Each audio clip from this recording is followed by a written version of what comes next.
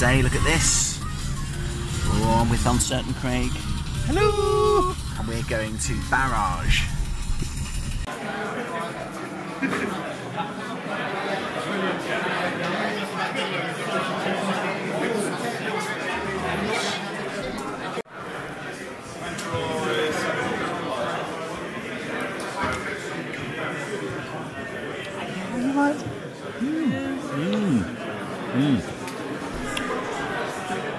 The first thing is, there's a third room that we've explored so far. So the first thing to note is that this little kind of indie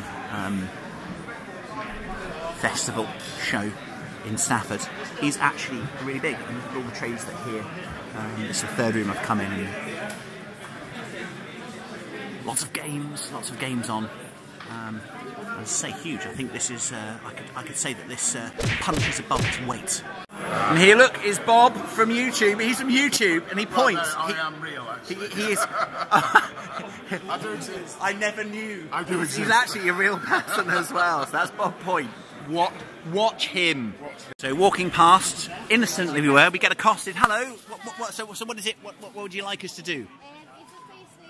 Which one is the best painting? Ooh. Which one do you like the most? Oh, okay, great. So it can be our own opinion as well. Excellent. Okay, what do we think? Uncertain Craig is our painting expert. I'm not a painting expert. I'll have to sit down and look at it. You see. I'm afraid it's time for the magnifying glass. Here we go. Okay, let's have a quick look. So is this a competition here? It is, yes. Oh, people have worked very hard. Yeah, they get a voucher for lots of goodies. So as I finish my lollipop, I've had a look with the magnifying glass. I love all of these. And being no artisan painter myself, is it for me to judge?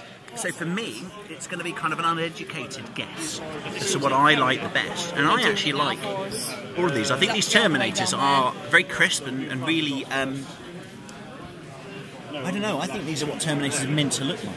I think they look pretty mighty. They look like a kind of the cool illustrations they used to see in the 80s of what Terminators are.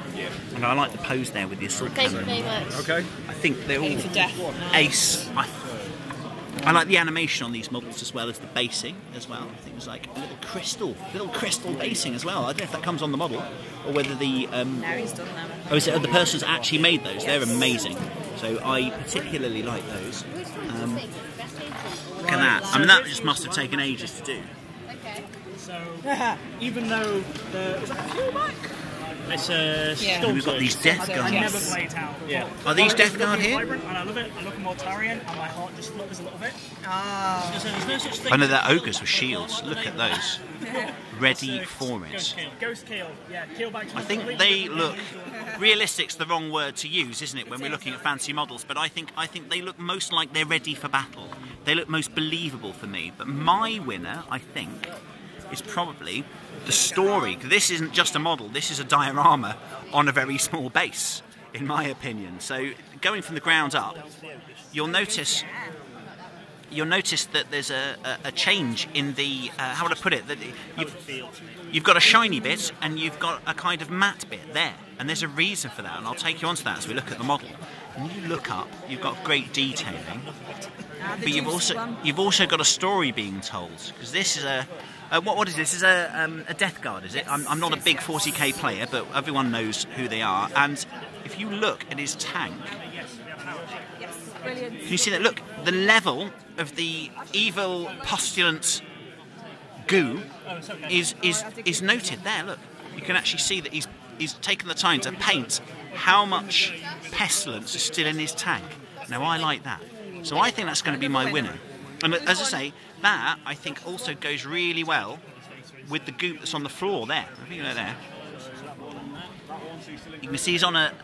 How would I put it? He's on a piece of ground that's stable, and underneath is like a river of goop. And I think he's done that on purpose. So I think that's going to be my winner because it's a story as opposed to a model. So there we go. I'm going to give that one my vote. Staffordshire Wargaming Guild. I'll put a link in the description. Here we've got one of the traders that has come to Barrage.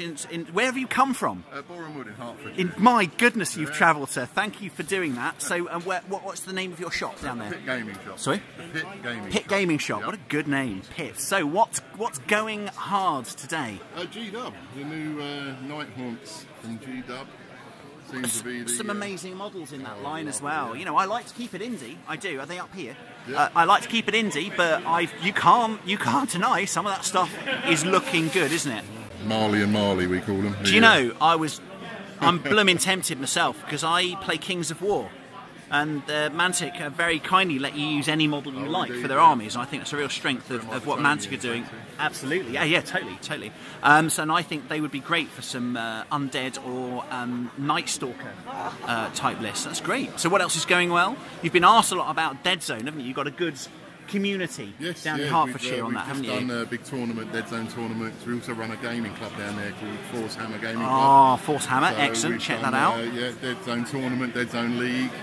Very popular, and we've Brilliant. got a real load of noobs in for that one as well. Oh, which is nice. yes, a future of your game, that is. Building the community up nice. Definitely. Well, thank you for travelling all of this way. No problem. Brilliant. Thanks Take for care. nice to meet you. So what's happening here? This is Flames of War, is it? Yeah? Cool. Oh, right, cool. So it's after Kasserine Pass, after the Americans got the noses. Ah, when America joined the war, Kasserine Pass, yeah. Getting intel that Rommel is leaving North Africa. It's a close air base. Rommel's there up in the buildings in his little half-track. So the Americans have got wind of it. Here's the first war. One of them projects. So the Allies, right, so the Allies there are roving across the desert to try and capture Rommel as he escapes North Africa. In this, look at that. It's even got a fighter escort, that's amazing. So this is Flames of War 3rd Ed, is it? Yeah, cool. There is a new edition, but there are a lot of players that like to stick with what they know as well, which is great. I think for me, Flames of War, is it 15 mil, isn't it? As a game, I think it gives it a level of immersion. You can feel a battlefield, can't you? And you can see a battlefield evolve more when you're in a smaller scale for World War II. So who's this? This is Martin. Hi, Martin. Briley Hill. He's come from far away. Where have you come from, Martin? From not from somewhere small, but somewhere away. Far away. He's come from Brum. Briley Hill. He has. Briley Bones. Yeah. So what games do you play? Mostly role playing, to be honest. There's a Finder, Starfinder, yeah. which is like just the sci-fi. That looks RPG interesting, yeah. Pathfinder. It is. I've been playing that at the moment. Me and the missus. And Oh, how is it? It's good. Yeah. There's a lot you can do with it because it is sort of like proper space opera. So you can do like anything from like Babylon 5 Nice. to sort of Star Wars with a bit of tweaking. You know, Excellent. so. It's a nice flexible system. Yeah. But it's really familiar as well because it's sort of like based on the Pathfinder, which is 3.5 extended. Oh my goodness, what do we have here? It's a Cutaway Millennium Falcon. Wow. Wow. It's an AMT. There we go. It's an AMT. You see, you've got all the traders and the cool games companies, but the bring and buy, this is where it happens. Here, look, this is on the bring and buy. Cool. Really nicely sculpted resin, I would say. Terrain feature, that's amazing, isn't it? So who's this? I'm Walter. Hi, Walter. Mission Figurines. Excellent, there we go. Very good. Yeah, where have you come from today? Stafford. I live in Stafford. Oh, there you go. He uses local. This is a local. There we go. So, what we got? What was drawn? What were we drawn to? Because I love World War II stuff, and although I don't play it often, I've got a Flames of War army that are paras, so I was immediately drawn to bridges, and that looks like Pegasus Bridge, is it? It's Pegasus Bridge-ish. Yes, absolutely. An approximation. So Designed based on it, and the one behind Excellent. is designed based on Arnhem, Yep. making it playable. Because of course Arnhem would be it would be huge. Yeah, absolutely. huge, Both of these you know. would take up so much space that it wouldn't be playable, would it? Cool. So, give us a brief overview of what happened. Why is Pegasus Bridge important? Do we remember? It's oh crikey! Well, Normandy landings, There getting we our go. troops out inland. For me, it was important because doing the buildings that I do in 15, 20, 28, being ruined, you've got to get them to the cities. Absolutely. So the bridges were important. The bridges were important, and I think that it was one of the first landings of the British, wasn't it, on D-Day? I think it was an air mobile. I think it was a glider. It was a glider. Yeah, it was a glider that landed really close as well. Yeah. Amazing piloting by the. Lost one of the gliders, though, sadly. That's right. That's right. And a number of the troops. But then they took the bridge, and then I think it was taken off them, and then they took it back. I'm not sure. I'd have to check. And held it, yeah. And held it, and it stopped tanks getting to the beach. I'm imagining. Right. And it allowed our troops absolutely to get inland. Yeah. Absolutely brilliant. Thank you for that. So something I've been looking into recently, and I've done a battle report already on the channel, is Conflict 47. So we've got, who's this? My name's Chris. Chris from Warlord. My goodness, we've come home to Conflict, haven't we? Yes. So tell me about Conflict 47. So Conflict 47 is essentially what if World War II didn't finish in 1945. Wow. So essentially the history of Conflict 47 and our history run more or less exactly parallel until 1943, where the Americans have developed the atomic bomb early. Yeah. And they decide to drop it on Dresden rather than Hiroshima and Nagasaki. So it's not just it goes on different after 45, something happens different in the war itself. Something happens in the war itself. Yeah, brilliant. And in dropping this atomic bomb, a rift is opened to almost another realm. Wow. And the Americans essentially tried to hide it to stop the Germans from finding out. Bit embarrassed. But the Germans are also developing their own atomic bomb. They have their own atomic research. Oh, indeed, because they were looking for that, weren't they? Yes. Right, okay. And essentially, what this rift is different one entity talking to all the nations, but in different ways. So they all get different technologies and things. So do the sides realise they're being used? Yeah. Exactly. Do they know about this entity? Do you think they know that they're being used against each other? I don't think so. I don't. Oh, it's part of the plot to develop later, if that happens.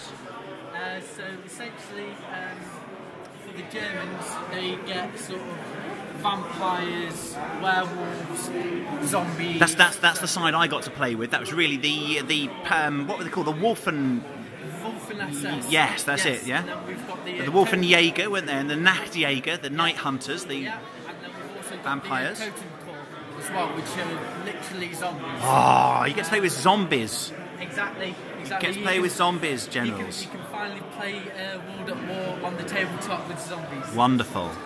The British get sort of robotic infantry because for their nation, the manpower in Britain is reduced to about 30,000 men. Wow. So they're not able to actually field troops. So droids exactly. take up the slack. Wow. So we've got robotic infantry, heavy infantry. Walkers as well, haven't you? Yes, Walkers are really cool. Show us a walker. I bet there's one here somewhere. Here is Look at that. US walker. Look at that. So that's an assault walker. And you get light ones and heavy ones, don't you? Just like you do tanks. So it's really cool. They've got their own. They work very similar to tanks, but they instead of rolling on tracks, they walk instead. Brilliant. The great thing about Conflict is that if you are an existing bolt action player, it's very close to bolt action in rules as well, isn't it? Yeah. Literally, if you want to play all the dice in these magic bags. Yeah. If you want to all relevant. Play a Conflict 47, yeah. All you have to do, and you've already got some bolt action, and you want to get into it, all you have to do is just buy the rule book and maybe a walker, and that is. And you're in. And give in to Conflict 47. Brilliant. Thank you very much. No problem. Brilliant. Have a good day. And you. So there's something different going on here. Don't know what it is. Let me see. I think it's the mushroom people. Yes. Where are they? I've seen mushroom people. There they are. Look. Mushroom people. This is Rapier. Rapier Games is this. Excellent. Excellent. Hello. Hi. Hi. I'm Throat Shaw on YouTube. Hello. How you doing? Excellent. This is different. There's different stuff here. There's lots of Warhammer around, which is fine, and lots of the Warlord stuff, which is great. But there's different things here. That's odd. Avant-garde, I think I would call it. So what kind of game systems are you supporting? I've seen a couple of interesting ones over there. We do the rolls, which are the 2 pack lardies rolls. Oh, excellent. So do you support the 2 fat lardies? Yeah. They do some great YouTube content as well. They do some good stuff. Yeah. Chain of Command's one of their games, isn't it? Yeah. Excellent. And the new one is Water Tanker. What a Tanker, that's right. And Steve Perry, Pezzapoo, is doing some MDF dashboards for those, isn't he? So that's really cool. I've had a couple of games of that. Nice. And then we've got Sharp. What's that? That looks cool. Skirmish game for Muslims. So basically 1700 to 80, the end of the American Civil War. Right. Ace. It's about 50 figures a side. That's what you used to see on the Sharp TV series.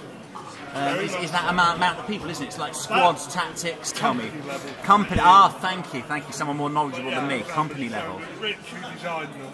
Yeah. He went back to the basics. He wanted to play sharp. He wanted to play properly, not just as a game of sharp. Yeah. So you see, now if you want a little bit of energy when you're going to a show, what you do is you come and talk to this chap. Hello. So who am I talking to? Look at him. Hello. He's got all the energy that it's a hot day as well, isn't it? Yeah, it is big. But he's keeping it up. I should probably introduce myself. I'm Fox. That isn't actually my name. That is. It's my surname, but I hate my first name. That's his name. Yeah, my name's Benjamin Fox. Excellent. There you Can't go. stand that. I run Foxbox. Have been for a while. Foxbox. There we go. Orky things and goblins and lots of kit bashy things and stuff that's scaled for. So I've got all beer kegs. I've got all propane canisters. All that good stuff. So what this chap does is he makes models, which are great, but also he does, and it's getting more and more popular, he's an expert at the kit bash, but he makes the stuff that you want as well. So, you don't have to have it in your bits box. If you want a blooming great wheel for something, and hey, they are... Yeah, they're good. I have them embedded in some Junes of Stafford. Absolutely. That sort of thing. There's a popular Games Workshop model that's some sort of kind of urban suppression vehicle for the Arbitus, I think.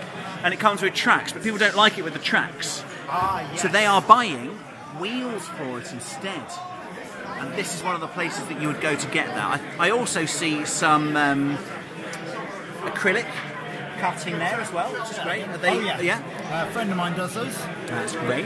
Well, there we go, supporting the community by selling other people's stuff. I think it's .com. Yes, it is. I think he also has .net, so I can't remember which is No, it we'll says find it. .com on there, so that's the one. I'll find him and put a link in the description. That's not a problem at all. We'll find him. Yeah, James over at Lava Turbine does those. Excellent. This is an Iris portal I haven't got a great picture of. Yes. If you want to grab anything, get it close to the camera, you go for it. Thank you. Great stuff. Yes, there's no system that this is for, but it's very... I use this one in 40k to represent a Scorcher. It's but, great, isn't it? The model also has a rocket launcher, machine gun, and there's like a roof that goes instead. Variants. But the thing being, I had to go with the flamethrower here because he's the only orc, I think, ever that has oven gloves on. Ah, oven gloves are important. Yeah. I'm glad health and safety is becoming... Eventually, when I finally get him painted, I want to do little cross-hatched things, make them nice and oven, that sort of thing. So this is developed last year. There we go. As it moves past. Tiny Tank. And it was actually painted by Matt over... Painted by an expert. Now, and then this is this year's version of the tank. Rounded turret. Look at that. Nice. Lovely. And then show us that. I'll finish with that Orc Warlord that you showed me. It looked really cool. No, but it looks amazing. There we go. I'll put him over. Oops, stick him over that way. There he is. A standard Orc boy for scale. So it's kind of big. That's brilliant, doesn't it? Yeah. Yeah, superb. I'm just getting into Dead Zone by Mantic as well, and there's stuff here that is perfect for that. So it's really good. Lovely. Thank you very much indeed, sir. Come to the table, and I've been accosted. Accosted. That's how you do things, though, ladies and gents. That's how you do things. Accosted. I've been told. He said choose a car. He says choose a car, any car, not card, car. We're going to go for that one. Thank you. There we go. Take another one, and then you've at least got a choice. All right. Okay. Oops, Daisy. No, my apologies. Okay, good. So what have I got? I've got. So you've got the Mine Layer or the Blue Lady. Blue Lady. I've got to go for something called the Blue Lady, haven't I? Is that the Blue Lady? There we go. So based on calculation of statistical probability of me winning, I'm going for the best name, which is Blue Lady. Excellent. So these are cars with guns. What's happened in this world? What's happened? Is it post-apocalyptic? Perchance? Yes. Is it Mad Maxian? Very much so. Excellent. Very good. What do these dice mean? So the dirty buggy is sliding. And then spins out. It all looks very violent down there. That's not looking good. 260. Collision is the barrel. Yeah, this is an expensive one. Obviously hurts you back, so you roll against. It's an opposed roll. I only cancel one, Ooh. so I am dead. Dead. Oh, so he's gone for the ram, the brave ram attack, but sadly, I made that. swerve past the turret, hit some That comes barrels. off the board. Sadly, it's destroyed the dirty buggy. Come past, you know, it's good to see what's online and stuff. But you come past at a show and you get accosted by a nice person. There we go. Look, there we go. We've already established that. And what's the name of the game, sir? Solar Dominion. Very good. Tell me about it. It is a hard science fiction spaceship war game. Ooh, So one good of the start. core aspects of the game is that I wanted a war game where spaceships acted like spaceships, not like sort of boats or planes. Which loads of fun, but I just wanted something a little. So ships have direction and speed. Excellent. And so there's no orders for sort of if you want to turn left or right. So to give you a little demonstration. Imagine it's the movement phase and we've activated this ship. Yep. So from the base, from the pentagon shape, you can see which direction it's moving very easily. So this die at the back shows its speed. We multiply that by 5 to get the distance. So that becomes 20 centimetres and we place a marker in front there. Excellent. The ships have a number of systems. These sort of double as the ship's health, and these say what the ship can do. So as you take damage, you lose capability. But one of the ship's systems is an engine, which gives it 2 points of thrust. Each point of thrust, because this is a Corvette, the smallest independent class of ship. Excellent. Small, nippy. Means we can move this token by 15 centimetres for each point of thrust we spend. Although you have to keep an eye out on keeping thrust for the action phase because you use it to defend yourself, to dodge enemy attacks. Yes. So let's say we're going to spend a point of thrust to sort of move over here. We want to go say hello to that ship over there with our railguns. So we move it there. Excellent. Then we measure the distance. It's now gone up to 33. Yeah. We round that up to the nearest 5. That's 5. Yeah. Divide it by 5. That's 7. So we increase its speed to 7. Face the ship to point the new marker. Move it up. But that now means that next turn, this ship is going to want to move 35 centimetres that way. Which means that these ships, if these ships have already got to move, they're going to have moved past. And 35 centimetres... It's like jousting. Will take you all the way past these ships, which means that you've got to think turn by turn. Where are you going to be? Where's your enemy going to be? But then you'll see there's asteroid fields sort of dotted around the table. You can be dangerous. Move through the asteroid field, but if you do, you take damage. Yeah. And similarly, when ships explode, when ships are damaged, if they get down to 0, there's a chance they explode. You roll a d6. Typically, on a 2-up, the ship gets replaced with a debris field instead of just removed. And the debris fields move with the same direction and speed as the ship did. And if you move through a debris field, then yeah, you're going to have a bad day. I mean, obviously it's two-dimensional, but you're trying to do a bit of physics here. Yes. So, you know, Babylon 5, a favourite show of mine, was really good because there was a physics to it. Yes. If I thrust myself forward, I'd have to turn around and thrust blooming back. Yeah. Otherwise, I'd end up in a star system that I wasn't so originally wanting to go to. Yeah. So earlier draft of the game also included ship facing, so your ship could face a different direction to where it was moving. Yeah. But this just turned out to be too much bookkeeping. Yeah. And so a lot of the playtesting in the last couple of months has been trying to strip the game down to sort of the bare minimum where it's still fun.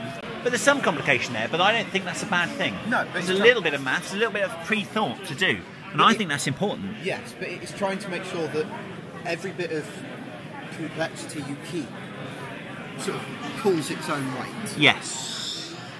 It's doing something. Can I move that? Yeah. Great. So are you selling a whole game, or is it a Kickstarter? Is it still in development, or? So the idea is nearing the end of sort of the development phase. Brilliant. I've got these two factions their ships are basically done. Do you like these ships? Look at that. That's these ace. are the two factions that will be in the starter set. I really like the ships. Over the next couple of months, I'll be drumming up interest to either run a Kickstarter or just run pre-orders. Kickstarter's great, but they take 5%. Yeah. of the money, Yeah. and there's always the risk that people start demanding stretch goals and stuff, and that's how projects die. Yeah. So you're in development. Yes. You're in development, So which is great. the hope is the next couple of months to be able to have some, Brilliant. be able to start letting people buy the game with the aim of getting it in people's hands for Christmas. In the next month or 2 months, there should be a digital version of the game for people to test the rules, see how they like it, available. And yeah, hopefully in the next couple of months there should be a pre-order or Kickstarter up with Brilliant. getting the 2-player starter set, probably in resin, into people's hands for Christmas. Brilliant. Well, I think it looks amazing so far. Indeed. So what we've got here, we've got Dungeon Saga, we've got Warpath, we've got Dead Zone, we've got Star Saga. So where else are we? But we're at Mantic. Here we are. There we go. Hello! Who are you? It's Andy, isn't it? It's Andy. It's Andy, and he's here selling stuff, but more importantly, he's playing stuff. Exactly, he's playing stuff. So I think we've got Walking Dead down there, which is ace. Great stuff. So what's going on today? What are people picking up? People are picking up the Outbreak supplement. That's right. Calls Outbreak. To give it its full title, and that's the new supplement for Dental. It's brilliant. For me, it's the second ed almost. That's how exciting it is. I wouldn't call it a second edition, but it's really it's close. It's a great game, but it's just tidying everything up, and the rebalancing I think is really important. Rebalancing the rules. Looks great. Relating some of the rules as well. So the Yeah. Plague Busters were only available in the Elite list. They're now available in the Plague list. You have 2 new lists, so Maison Labs use all of your Star Saga. Maison Labs. Now, right, so if we buy Star Saga, there it is. I essentially get a game, which is Ace, and it's a great game, and I've played it. Have a look at that video where I actually get taken through by an evil member of the Nexus, and you get a whole Dead Zone faction in the box You get a couple of Dead Zone factions. with powerful characters and everything. The amount of models you get now, you get 2 Dead Zone factions. That's it. And you get the Maison Labs one there, you get powerful characters, like it's a proper workable list I would put forward too. Which is really cool. And Cool. just something I noticed was the Plague subjects. They're in the Maison Labs list, but if you use the Plague Elite list, Yeah. you can get them in the Plague Elite list. Wow. Only 11 points. Wow, but they're good though. Filthy. They've got other stuff that they do. Watch out for that. Brilliant. So what else is hot at the moment? What else is hot? We have Terrain Crate is brand new. Oh, these are amazing. Yeah, these are absolutely amazing. We have 7 different Terrain Crates at £25 a piece. That's it. And use those for Dungeons and Dragons as well as Star Saga. I mean, look at some of that. Look, there's like a whole portal there. It's amazing. It's instant narrative. Yeah, totally. We're out of the £60 box, which is I think 2.5 or 3 of these. It's ridiculous. Yeah. No, that is a deal and a half And I actually. don't have any of the small ones because no one wants these. You just want these. You do. Big treasure room. Why wouldn't you want all that treasure Exactly. in your room? Exactly. I mean to say, I've been playing Dead Zone recently, and it's bought the. Oh my goodness! Hello. He's famous. Yes. Internet Look at that! My goodness! I better run away now. Yeah. So yes, yeah. I think what Mantic are doing with a lot of their games with the terrain and stuff is they're creating. It's going up as well as along. Dimensional, I think. So that adds to that too. Cool. So also we were talking about an event that you did yesterday. I think. Dreadball event. Yeah. That was the Dreadball. It's the Dreadball UK Championship. That's it.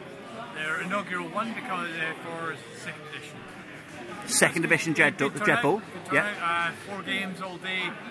Pizza in the middle of the day. Some people were listening to the football. There was a football. Of course, the football. There was a football game or something on people were yesterday, listening to wasn't that it? on Yeah, radio yeah. while they were playing as well. Yeah, that the score's going on your chest. Did you know that? It's just going on your chest. That's what's happening. So yeah, and you were talking to me. We live streamed some games as well. That's it. And you're talking. It's a tournament. It's also an event. Absolutely. Because there are tournamenty people and there are people that play for fun, and that's the point, isn't it? You do everything for everyone. It's just to play 4 games in a day, and that's how I've always approached tournaments. It's more as an event day. Definitely. Mostly because I'm a kind of mid-table obscurity kind of guy. So I'd like to go long term. It's just an excuse to play 3 or 4 games a day. Absolutely. You don't normally get that chance to do it. Yeah. Yeah, sometimes, yeah, you've got to work out with your mates to play one game every other week, and it can be difficult, can't it, to get those games in. I was working with Games Workshop Retail, because I helped run these Conflict Scotland event, and you'd find that way more people than you would think would come to that event because that's when they played during the year. You'd play 3 games of Warhammer, and that was like half their games in the That's year. it. So you're bringing that here, essentially. Yeah. Yeah, you get real appreciation for people who just don't get the time to do it. No, So you no. go on these events. It's making time to Yeah, play, absolutely. definitely. And actually, it's really great because we get to meet you guys as well. And I say something Mantic does really well is shaking hands, saying hi to people. What is it you want? And that's Mantic are always asking us that. So thank you from the community for that. yeah. Great, thank you very much indeed. Oh, and what's happening this summer? I guess it's there's a Dead Zone campaign on, is that right? Dead Zone campaign is happening on the August 20th. We are actually going to run an event day on the 18th of August. Superb. Which is going to be really good fun. 18th of Again, August. 4 games of Dead Zone. Come along, there'll be all sorts of attendance, gifts and stuff knocking about. There usually is. Yeah. I can't tell you what they are yet, 'cause No. I haven't discovered them in the box yet. Just, I've been to one Mantic event so far. All I can say is it was well worth going from a community point of view, but also for a haul, for a kit point of view as well. Yeah, that was fantastic. That Brilliant. Day, wasn't it? Yeah, it's great fun. Brilliant. Thank you very much indeed. No worries, my friend. Thanks for your time. Thanks so Brilliant. much. Take care.